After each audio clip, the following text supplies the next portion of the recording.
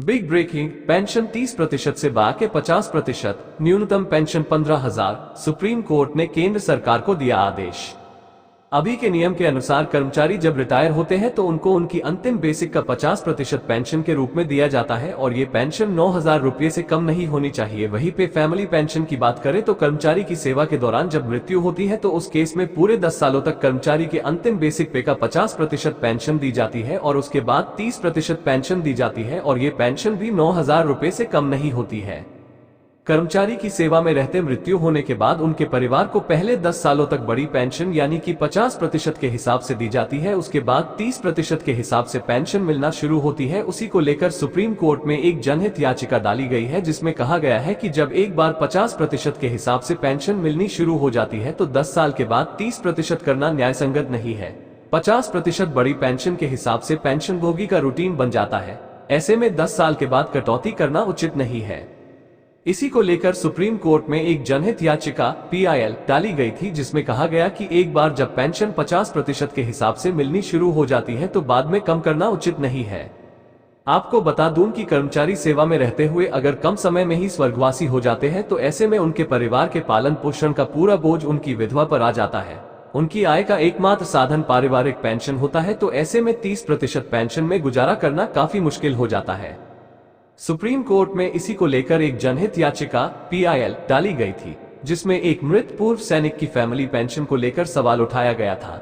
CJI DY Chandrachud की अध्यक्षता वाली पीठ ने शुरू में इस PIL पर विचार करने की इच्छा नहीं जताई। सुप्रीम कोर्ट ने इसे सरकार का नीतिगत मामला देखते हुए इसकी सुनवाई करने से मना कर दिया था। बाद में वरिष्ठ अधिवक्ता निधेश गुप्ता ने अपनी दलीलों से सुप्रीम कोर्ट को केंद्र सरकार से जवाब मांगने के लिए मना लिया। अपनी दलील में वकील ने कहा कि जब किसी पूर्व सैनिक की कम उम्र में मृत्यु हो जाती है तो उसका परिवार उस वेतन को भी खो देता है जो वो दूसरी नौकरी करके हासिल कर रहा होता है। रक्षा कर्मियों को अंतिम वेतन के 50% के बराबर सेवा पेंशन दी जाती है।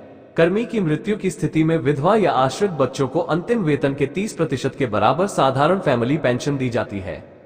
किसी सैनिक की मृत्यु के बाद विधवा या आश्रित को फैमिली पेंशन दी जाती है ताकि वह मृत सैनिक के परिवार के उन सभी सदस्यों का भरण पोषण कर सके जो उसके जीवन काल के दौरान उस पर निर्भर थे।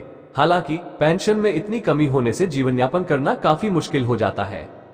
याचिका में वकील ने दलील दी कि सरकार की यह पेंशन नीति मनमानी पूर्ण और अन्यायपूर्ण है जो कि संविधान के अनुच्छेद 14 और अनुच्छेद 21 के तहत मृत सेवा कर्मियों की विधवाओं और आश्रित बच्चों के अधिकारों का उल्लंघन करती है।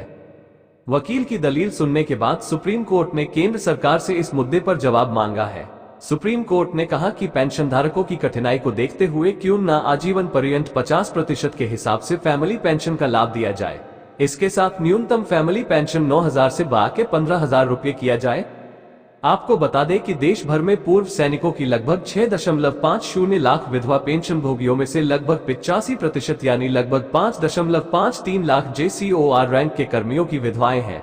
PIL में वकील ने दलील दी कि औसतन एक सैनिक का अंतिम वेतन 50,000 रुपये है, जिसका मतलब है कि सशस्त्र बलों से रिटायरमेंट के बाद कम उम्र में मरने वाले पूर्व सैनिक की विधवा के लिए सामान्य फैमिली पेंशन लगभग 15,000 रुपये होनी चाहिए।